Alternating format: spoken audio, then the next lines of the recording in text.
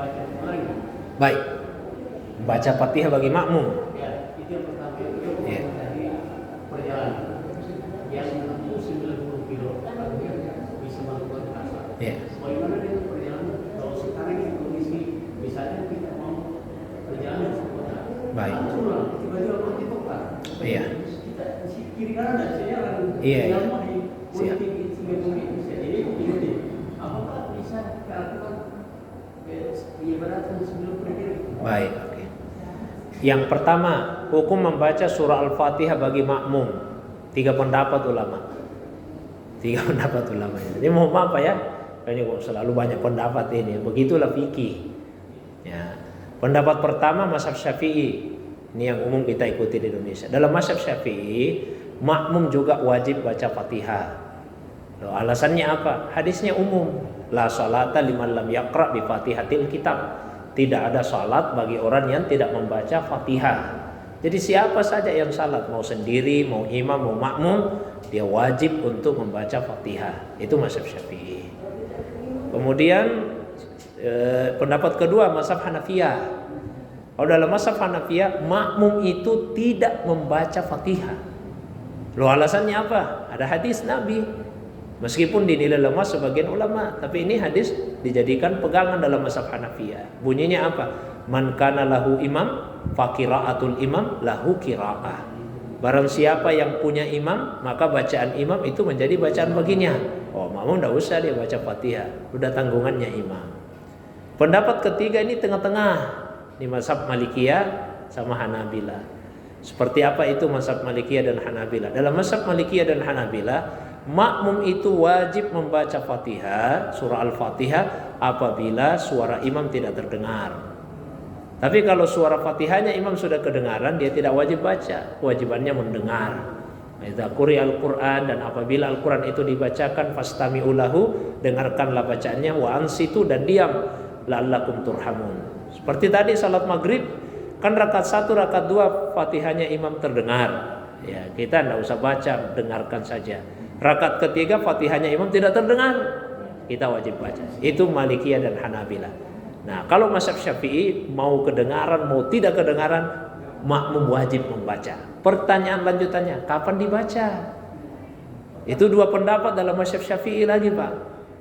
Ya, 2 pendapat. Pendapat pertama yaitu berbarengan dengan imam atau sela-selanya. Pendapat yang kedua, dan itu yang lebih banyak diikuti, setelah imam selesai membaca.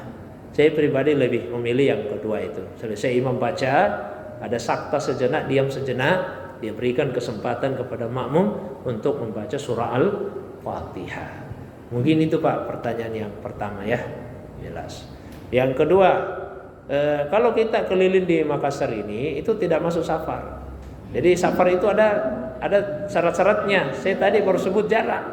Yang berikutnya mesti yang disebut dengan safar itu memang ada tujuan yang jelas ini, tujuan yang jelas, dan memang dia mempersiapkan diri untuk namanya safar. Kalau kita pergi ke kantor, itu tidak dianggap safar. Kita terjebak macet, apa yang kita lakukan? Yang dilakukan bukan menjamak. Tapi kalau kita tidak bisa melakukan satu salat karena macet, maka kita qada. Nah, itu bahasannya beda. Kita qada. Bukan dijamak, tapi kita qada. Nanti niatnya beda Pak, itu jamak dengan qada. Nah, contoh, misalnya pulang dari kantor, katakanlah jam 3 ya Pak ya, pulang dari kantor itu. Masuk waktu asar terjebak macet, udah bisa ini mau singgah di masjid udah bisa. Sampai masuk waktu maghrib tiba di rumah, belum salat asar. Ya bukan jamak yang dikerjakan, di qada. Jadi kita salat asar di waktu maghrib. Niatnya di hati. Tapi kalau saya hanya sebut di hati kan pasti bagaimana itu isinya hati ya. Itulah makanya ulama sebutkan. Ya, jadi kita katakan niat tak usah diucapkan. Bagaimana mau ditahu kalau tidak diucapkan? Ya. Nah, bunyinya seperti ini. Salat asar ya. Usalli fardal asri arba'a raka'atin mustaqbilal kiblati qada'an lillahi ta'ala. Ya, jadi diganti adaan menjadi qada'an. Adaan itu artinya sesuai waktu. Kalau keadaan tidak sesuai waktu. Cuma biasa orang menyangka adaan itu artinya sendirian. Karena biasa kalau kita salat sendiri kan adaan. Oh, berarti adaan itu sendiri, bukan. Adaan itu sesuai waktu. Kalau tidak sesuai waktu bukan adaan. Jadi tidak bisa usalli fardal asri arba rakaatin mustaqbilal qiblati adaan, bukan adaan karena udah waktu maghrib ini, bukan waktu asar. Jadi usalli fardal asri arba rakaatin mustaqbilal qiblati qadaan lillahi ta'ala. Bukan jamak ini ceritanya, tapi namanya qada lillahi ta'ala. Cukup dulu Pak Ibu untuk malam ini, mudah-mudahan insyaallah kita lanjutkan pertemuan berikutnya.